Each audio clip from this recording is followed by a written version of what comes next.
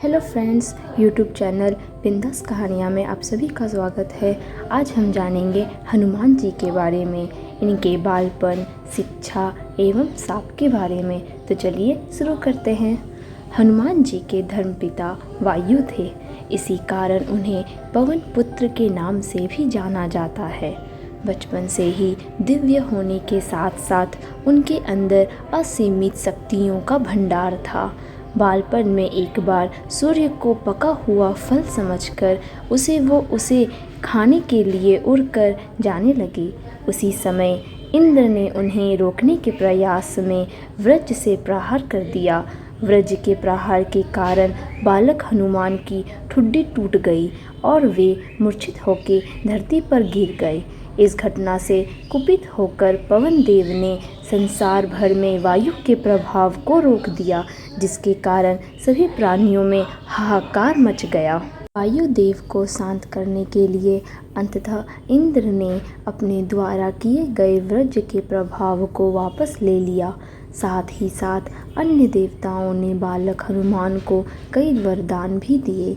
यद्यपि वज्र के प्रभाव ने हनुमान की ठुड्डी पे कभी न मिटने वाला चिन्ह छोड़ दिया।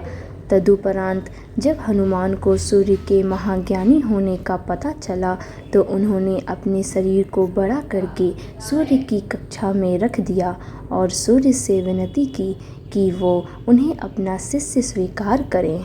मगर सूर्य ने उनका अनुरोध यह कहकर अस्वीकार कर दिया कि चूंकि वो अपने कर्म स्वरूप सदैव अपने रथ पे भ्रमण करते रहते हैं, अतः हनुमान प्रभावपूर्ण तरीके से शिक्षा ग्रहण नहीं कर पाएंगे।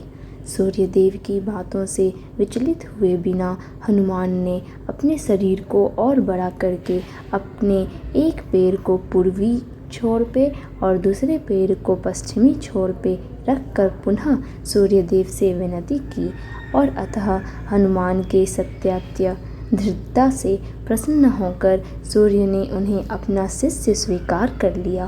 तदुपरांत हनुमान ने सूर्यदेव के साथ निरंतर भ्रमण करके अपनी शिक्षा ग्रहण की।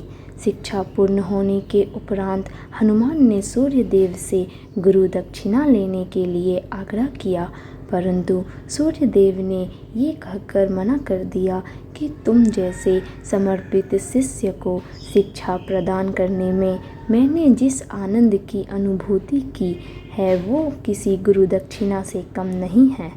परंतु हनुमान के पुनः आग्रह करने पर सूर्यदेव ने गुरु दक्षिणा स्वरूप हनुमान को सुग्रीव धर्मपुत्र सूर्य की सहायता करने की आज्ञा दे दी। हनुमान की इच्छा अनुसार सूर्यदेव का हनुमान को शिक्षा देना सूर्यदेव के अनंत, अनादि, नित्य, अविनाशी और कर्म साक्षी होने का वर्णन करता है। हनुमान जी बालपन में बहुत नटखट थे।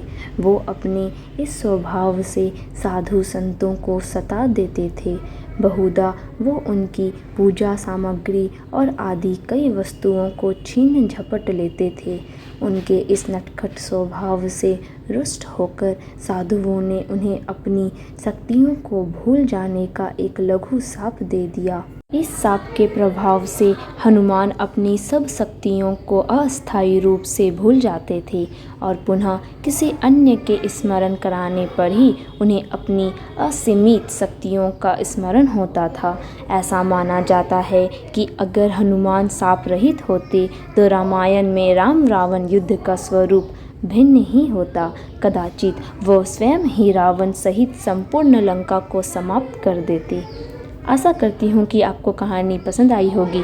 अगर कहानी पसंद आई है तो इस वीडियो को लाइक करें, शेयर करें और रोज़ाना कहानियाँ देखने के लिए यूट्यूब चैनल को भी सब्सक्राइब करें। धन्यवाद।